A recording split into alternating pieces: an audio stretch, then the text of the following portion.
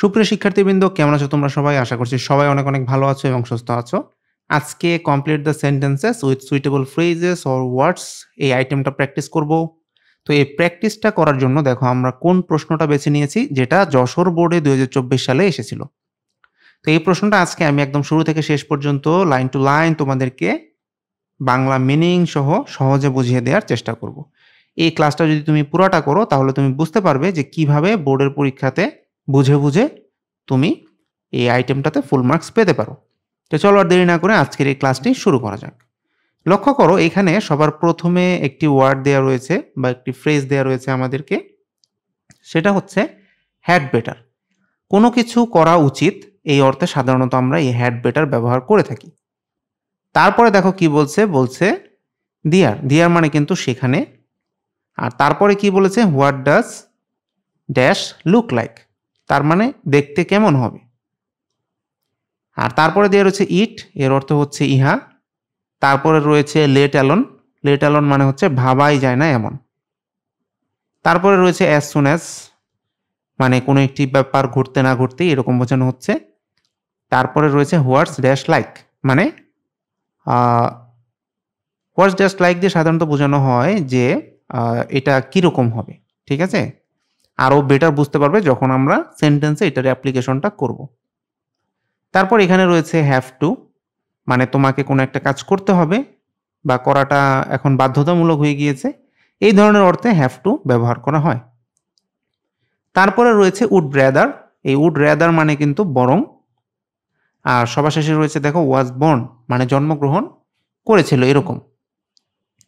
তো সবার প্রথমে দেখো আমাকে যে সেন্টেন্সটা দেয়া রয়েছে, he headed for the new workplace, তার মানে সে তার নতুন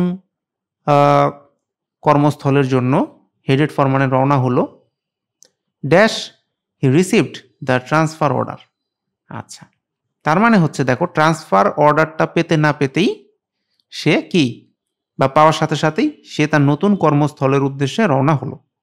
তাহলে এখানে তো একটা অপশনসই আছে, অ্যাজ সুন অ্যাজ, এটা আমাদেরকে এখানে বসাতে হবে যে ট্রান্সফার অর্ডার পাওয়া মাত্রই বা পেতে না পেতেই সে তার নতুন কর্মস্থলের উদ্দেশ্যে রওনা হলো বা অগ্রসর হলো। বি নাম্বারে দেখো বলেছে dash your new teacher dash.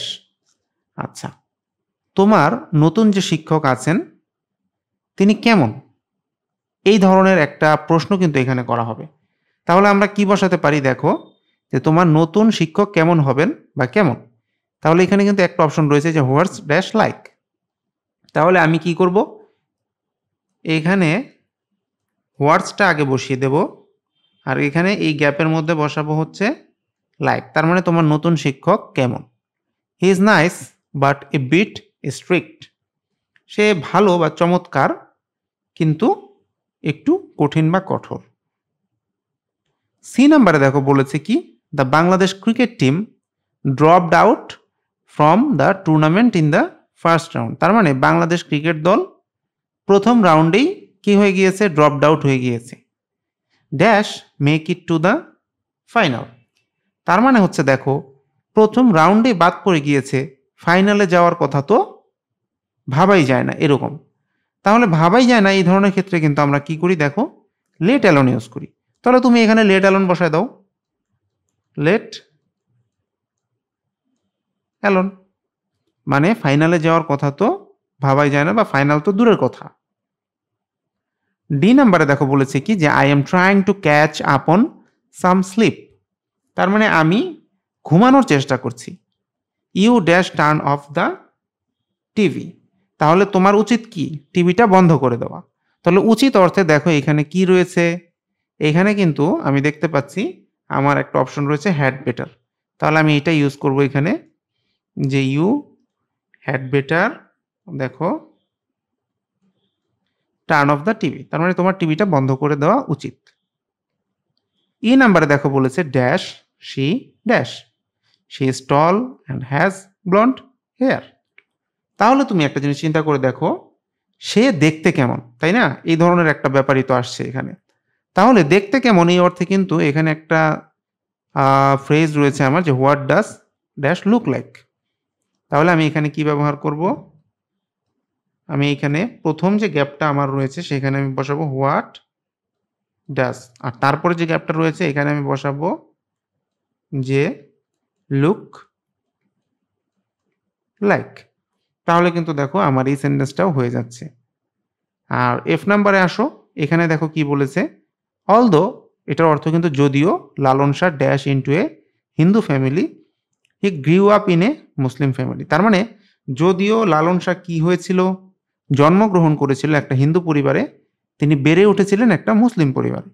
তাহলে আমরা এখানে জন্মগ্রহণ করেছিলেন এই অর্থে কিন্তু আমাদের একটা অপশন সি এখানে থাকছে, সেটা হচ্ছে was born.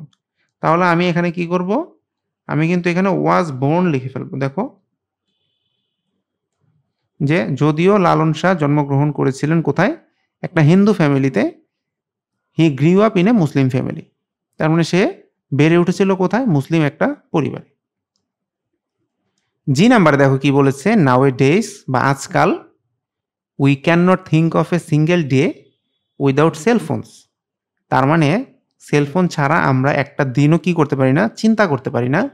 But dash was a time when even land phones were a luxury. তার মানে কি এই সেন্টেন্সটা দেখে যেটা বোঝা যাচ্ছে যে আজকাল আমরা মোবাইল ফোন ছাড়া একটা দিনও চিন্তা করতে পারি না, কিন্তু একটা সময়ে ল্যান্ড ফোন মানে ওই যে টেলিফোন আমরা যেটাকে বলি, সেইটাই কি ছিল, লাক্সারি বা বিলাসবহুল একটা ব্যাপার ছিল। তাহলে আমরা এখানে কি ব্যবহার করব, আমরা কিন্তু এখানে অবশ্যই দেয়ার ব্যবহার করব, কারণ দেয়ার মানে হচ্ছে সেখানে। তাহলে আমি বসালাম দেয়ার ওয়াজ এ টাইম, অর্থাৎ একটা সময় ছিল যখন ল্যান্ড ফোনটাই কি ছিল, একটা লাক্সারি ছিল, এমন বোঝানো হচ্ছে। তাহলে এই দেয়ারটাও শেষ। এখন দেখো আমার অপশন কিন্তু খুবই লিমিটেড হয়ে এসেছে, ইট, হ্যাভ টু আর উড রেদার, এই তিনটে অপশনই বাকি। মানে তুমি যতই কমপ্লিট করে ফেলবে, পরেরগুলো কমপ্লিট করা কিন্তু তোমার জন্য আরও ইজি হবে। দেখো এখানে কি বলেছে, my aunt is shy by nature. তার মানে হচ্ছে আমার আন্ট, উনি বাই নেচার মানে ওনার স্বভাবটাই হচ্ছে কি একটু লজ্জা টজ্জা পায় এরকম আর কি। ইন সোশ্যাল গ্যাদারিংস, তার মানে সামাজিক কোনো গ্যাদারিং বা অনুষ্ঠানে, she dash stay alone than interact with others. তার মানে তিনি বরং একাই থাকেন অন্যদের সাথে থাকার থেকে। তাহলে যে বরং একটা মিনিং আমার দরকার, এই বরং এর ইংলিশ কিন্তু উড রেদার। তাহলে এখানে যদি আমি বসাই উড রেদার,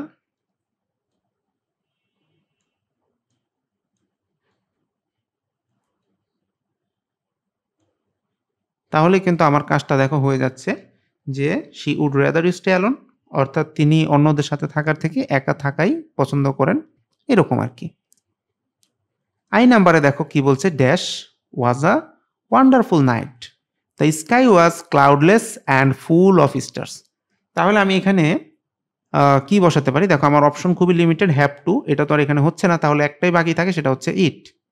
এই ইটটা যদি আমি এখানে বসিয়ে দিই যে ইট ওয়াজ আ ওয়ান্ডারফুল নাইট, এটা একটা চমৎকার রাত ছিল, স্কাই ওয়াজ ক্লাউডলেস মানে আকাশ মেঘমুক্ত ছিল, এবং ফুল অফ স্টার্স তারায় পরিপূর্ণ ছিল। যে নাম্বারে দেখো বলছে যে you dash follow traffic rules. তার মানে এখানে তো একটা অপশনই আমার থাকছে, হ্যাভ টু, এটাই এখানে বসাতে হবে। ইউ দেখো have to follow traffic rules মানে তোমাকে ট্রাফিক রুলস মেনে চলতে হবে। You can not drive as you like, তোমার ইচ্ছা মতো তুমি চালাতে পারবে না। তাহলে দেখো কতটা সহজে কিন্তু আমরা এখানে শুরু থেকে শেষ পর্যন্ত 10টা সেন্টেন্স কমপ্লিট করে ফেলেছি। তুমিও কিন্তু চাইলে এভাবে বুঝে বুঝে প্র্যাকটিস করতে পারো এবং পরীক্ষার হলে ফুল মার্কস তুলে আনতে পারো। জাস্ট যা লাগবে সেটা হচ্ছে তোমার ডেডিকেশন অ্যান্ড তোমার মোটিভেশন। এগুলো যদি তুমি ধরে রাখতে পারো, নিয়মিত প্র্যাকটিস করতে পারো এবং প্রচুর পড়াশোনা করতে পারো, ভালো ফলাফল তুমি অবশ্যই অর্জন করতে পারবে। তো আজকের মতো এ পর্যন্তই। ভিডিওটা যদি তোমার কাছে ভালো লেগে থাকে তাহলে অবশ্যই লাইক, কমেন্ট এবং শেয়ার করো। আর যদি তুমি আমার চ্যানেলে নতুন হয়ে থাকো তাহলে আরও নতুন নতুন বোর্ড সলভ বা আরও গ্রামারের ভিডিও পেতে চ্যানেলটাকে সাবস্ক্রাইব করে রাখো। কথা হবে নতুন কোনো ভিডিওতে। Till then thanks for watching, bye by.